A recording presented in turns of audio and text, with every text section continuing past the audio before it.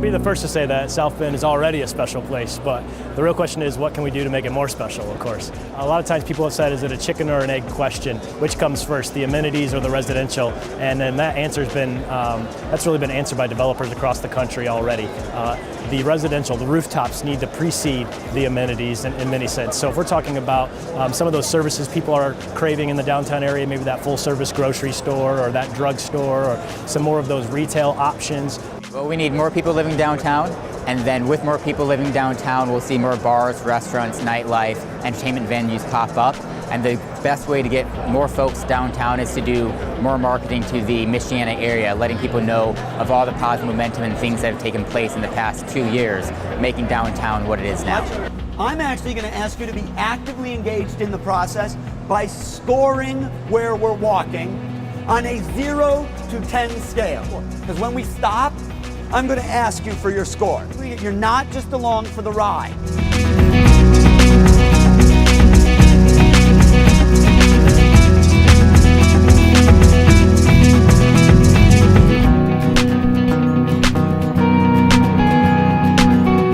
What is your score just from the front door to right here? You ready? Nice and loud, go. 3.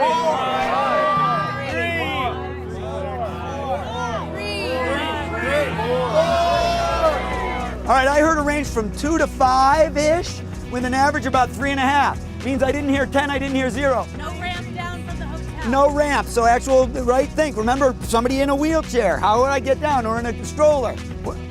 No bicycle lane, no bicycle accommodation, massive river of asphalt out here, no designation. No, you can land the space shuttle on that, for God's sake, but there's not enough room to put a bike lane.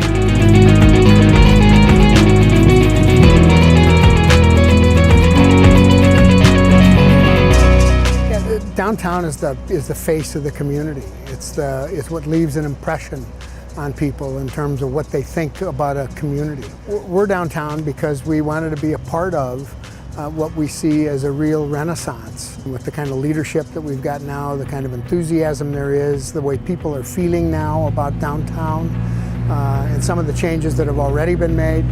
But there's a lot more on the drawing board, and we're really looking forward to being here to be a part of that change.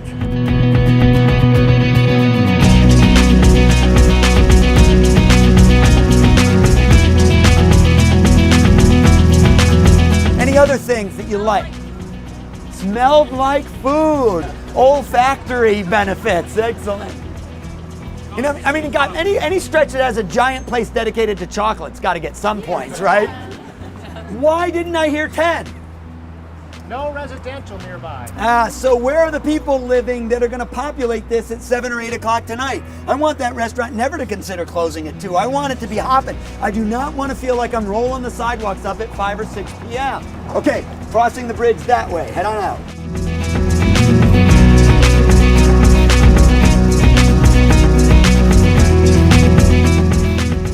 Historic preservation is important because we're celebrating our heritage, and South Bend has such a deep-rooted heritage, and the buildings downtown are really important to telling that story. We're at a place right now, I think, where we're on the verge of really doing something dynamic and exciting. We're small enough to be able to get something done, okay, but big enough to have a huge impact. Well, I really think we need to take advantage of this huge asset that we've got in terms of the river, and then continue this creating homes out here, places for people to live. We also need to build on the inclusion, the diversity of our community, and get more and more people involved from every aspect of the community.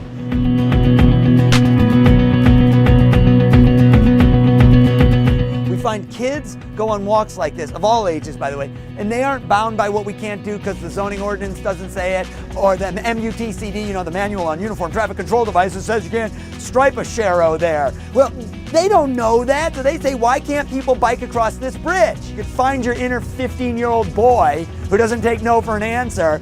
You would be better off as you think about this stuff. What Mark brought out was the fact that we have a lot of unique dots in the downtown, but we don't really have good connections to those dots. I spent the afternoon with a developer in the area who's doing a lot of great work, and I thought, okay, he's enthused, but I can't be too tough on the locals. They're going to be bummed out if I challenge them on the surface parking, or there's not enough residential development, or these roads are too wide, too much traffic. And instead what I saw them was embracing that as we did the walk and say, great, this is the stuff we want to fix. Let's be tough, let's grade ourselves hard, because we want to know what we can do to continue this renaissance.